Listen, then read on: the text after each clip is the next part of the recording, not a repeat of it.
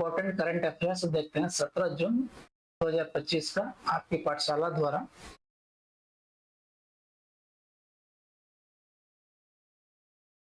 इसका पहला प्रश्न है, एनपीसीआई ने सीमा पार लेन देन के लिए यूपीआई सेवाएं शुरू करनी है तो किस देश के साथ समझौता ज्ञापन पर हस्ताक्षर किए हैं? ए साइप्रस के साथ, बी ग्रीस के साथ, सी इटली के साथ या डी ऑस्ट्रिया के साथ। ये समझौता ज्ञापन समझौता हुआ किसके साथ? ये साइप्रस के साथ में हुआ।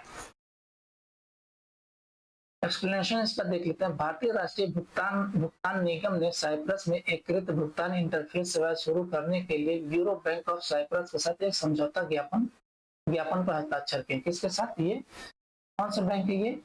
ये यूरो बैंक ऑफ साइप्रस के साथ एक समझौता ज्ञापन पर हस्ताक्षर किए हैं। इस साझेदारी का उद्देश्य निर्बाध सीमा पार लेन देन को सुगम बनाना है, जिससे पर्यटकों और व्यवसायों दोनों को तेज और अधिक कुशल डिजिटल भुगतान समाधान प्रदान करके लाभ होगा। इसके अतिरिक्त गुजरात के गिफ्ट सिटी, कौन सा ये? गिफ्ट सिटी स्थित एनएसई इंटरनेशनल एक्सचेंज ने वित्तीय सहयोग और सीमा पार निवेश प्रवाह बढ़ाने के लिए साइप्रस स्टॉक एक्सचेंज के साथ एक समझौता ज्ञापन पर हस्ताक्षर किए हैं। ये समझौते भारत और साइप्रस के बीच वित्तीय संबंधों को मजबूत करने और वैश्विक स्तर पर डिजिटल वित्तीय और संरचना को बढ़ावा देने की दिशा में क्या एक महत्वपूर्ण कदम है।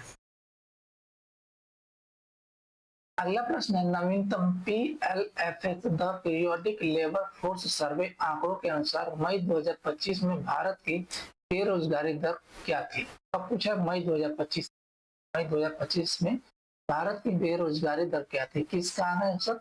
PLFS आंकड़ों के अनुसार। ए 5.6%, बी 5.1%, सी 4.8% या डी 6.2%।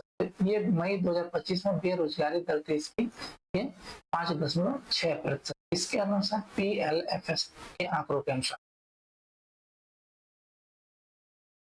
आवधिक श्रम बल सर्वेक्षण the periodic labour force survey यानी कि PLFS के अनुसार भारत में बेरोजगारी दर अप्रैल 2025 में कितना था?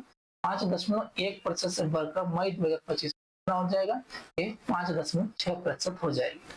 यह वृद्धि बेरोजगारी की एक चिंताजनक प्रवृत्ति, क्या ये चिंताजनक प्रवृत्ति को दर्शाती है, जिसका शहरी और ग्रामीण दोनों क्षेत्रों में युवाओं और महिलाओं पर विशेष प्रभाव पड़ रहा है। PLFS के आंकड़े क्या महत्वपूर्ण है, क्योंकि ये जनसांख्यिकी और क्षेत्रों में श्रम प्रवृत्ति पर एक व्यापक नजर डालते हैं। यह वृद्धि श्रम बल भागीदारी में क्या 54.8% की गिरावट के साथ हुई, जो दर्शाता है कि कम लोग या तो काम कर रहे हैं या सक्रिय रूप से क्या नौकरी की तलाश कर रहे हैं। अगला प्रश्न है, विश्व मरुस्थलीकरण एवं सूखा निवारण दिवस world day to combat desertification and drought किस तिथि को मनाया जाता है? ए 17 मई को, बी 17 जून को, सी 17 जुलाई को या डी 27 जून को। तो कब मनाया जाता है? ये मनाया जाता है 17 जून को। विश्व मरुस्थलीकरण एवं सूखा निवारण दिवस the world day to combat desertification and drought 17 जून को मनाया जाता है, जैसा कि संयुक्त राष्ट्र महासभा द्वारा 1994 में स्थापित किया गया था। यह दिवस पर्यावरण, कृषि और स्थानीय समुदायों पर मरुस्थलीकरण और सूखे के गंभीर प्रभाव के बारे में जागरूकता बढ़ाने के लिए मनाया जाता है।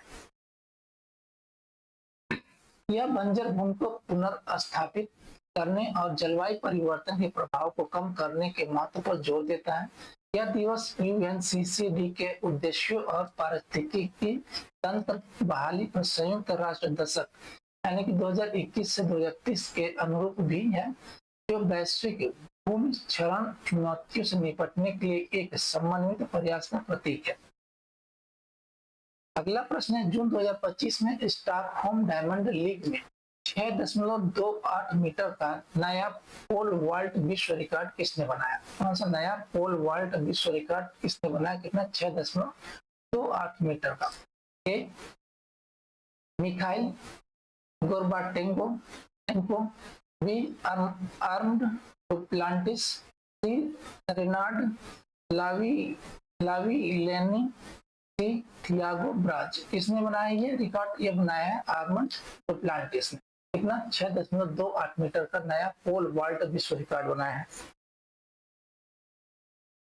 स्वीडिश अमेरिकी pole vault superstar Armand Duplantis ने 15 जून 2025 को स्टॉकहोम डायमंड लीग में 6.28 मीटर का नया विश्व रिकॉर्ड स्थापित करके एक बार फिर इतिहास रच दिया।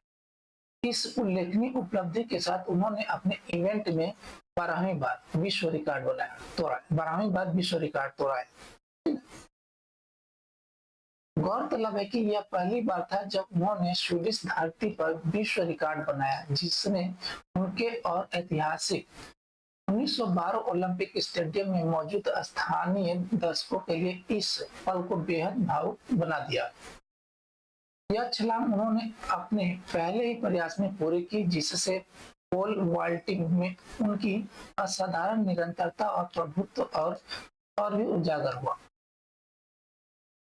अगला प्रश्न, 4 वर्ष के अंतराल के बाद उत्तर कोरिया में भारत का नया राजदूत किससे नियुक्त किया गया? कहाँ पे? ये उत्तर कोरिया में, न कि साउथ कोरिया, उत्तर कोरिया। ए अतुल मल्हारी होतसुर्वे, बी सौरभ कुमार, सी आलियावती लोंगकुमरे, या डी टी.एस. तिरुमूर्ति को। किसको बनाया गया? यह बनाया गया आलियावती लोंगकुमेर को। 2008 बैच की भारतीय विदेश सेवा IFS अधिकारी आलियावती लोंगकुमेर को उत्तर कोरिया में भारत का राजदूत नियुक्त किया गया है। इस प्रकार 4 साल के अंतराल के बाद प्योंगयांग में उच्च स्तरीय राजनयिक उपस्थिति की बहाली हुई है।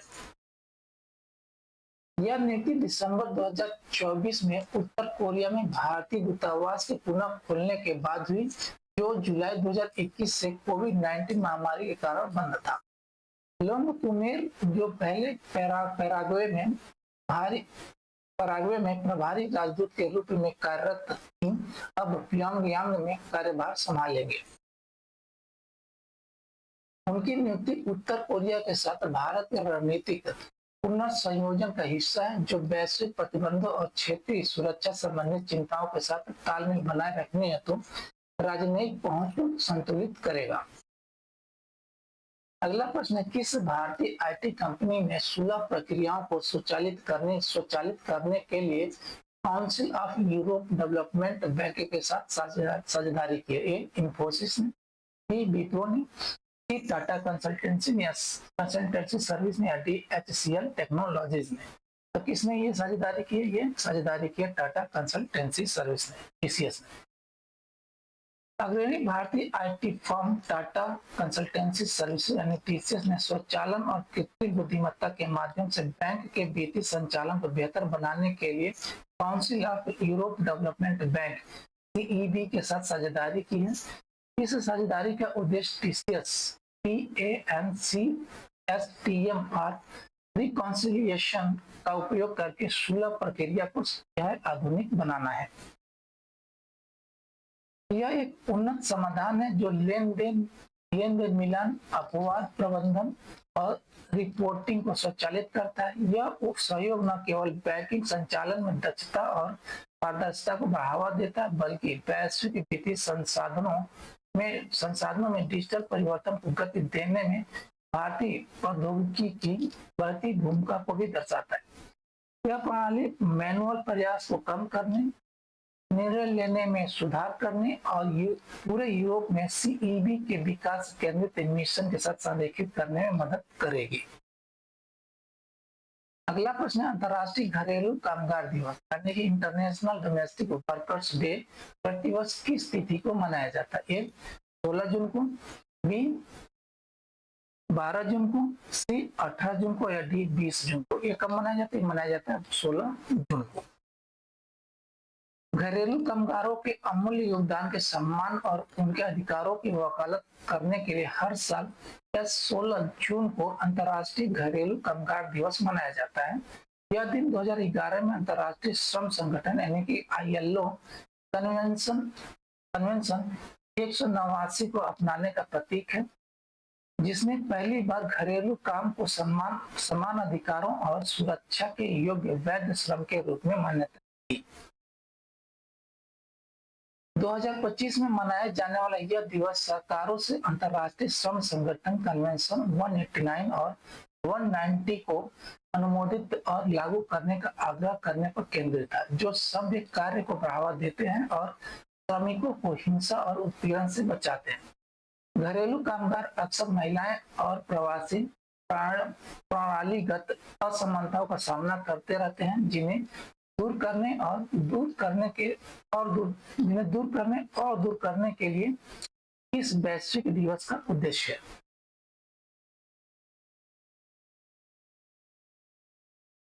अगला प्रश्न है 2025 में अंतरराष्ट्रीय पारिवारिक धन प्रेषण दिवस यानी कि the international day of family remittance किस तारीख को मनाया जाता है? ए 11 जून को, बी 14 जून को, सी 15 जून को या डी 16 जून को मनाया जाता है। कब मनाया जाता है? ये मनाया जाता है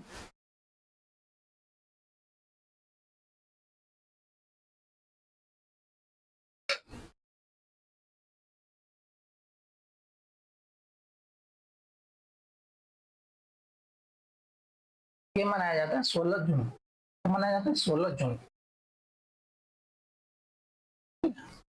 मनाया 16 जून।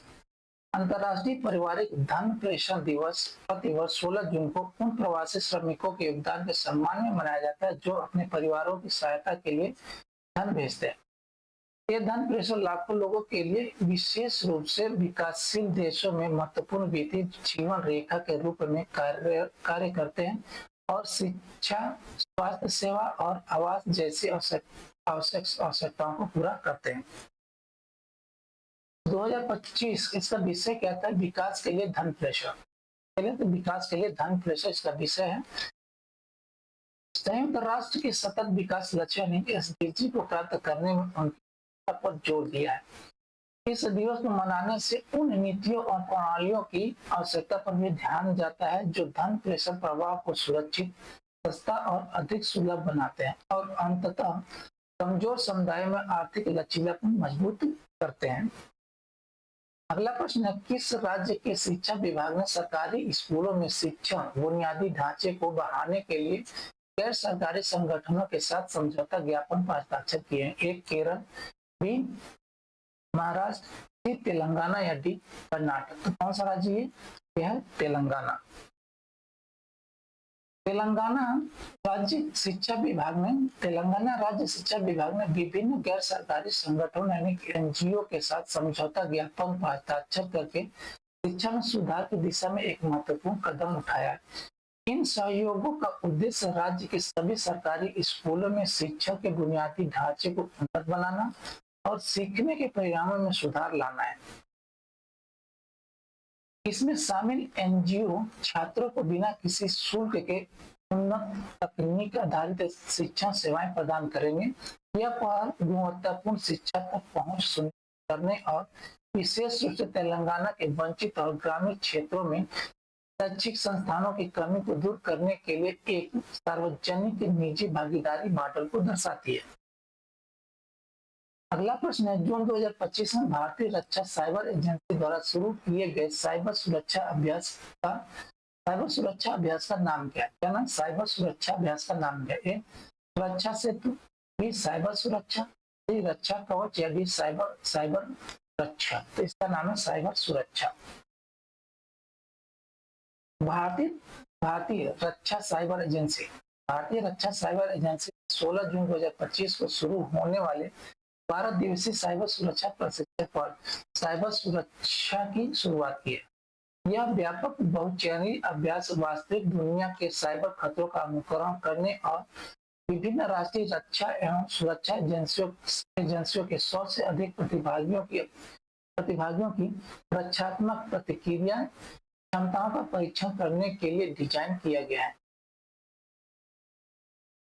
यह प्रशिक्षण व्यवहारिक तैयारी और दबाव में निर्णय लेने की क्षमता को बढ़ाने के लिए व्यवहारिक सिमुलेशन, रणनीतिक नेतृत्व सम्मेलनों और गेमिफाइड हमले प्रदेशों को एकीकृत करता है। साइबर सुरक्षा भारत की साइबर रक्षा तैयारियों को साइबर सुरक्षा नीति 2020 के उद्देश्यों के साथ संरेखित करने की दिशा में एक महत्वपूर्ण कदम है और सशस्त्र बलों के भीतर सुरक्षा प्रथम संस्कृति को सुदृढ़ करता है। थैंक यू जी, धन्यवाद।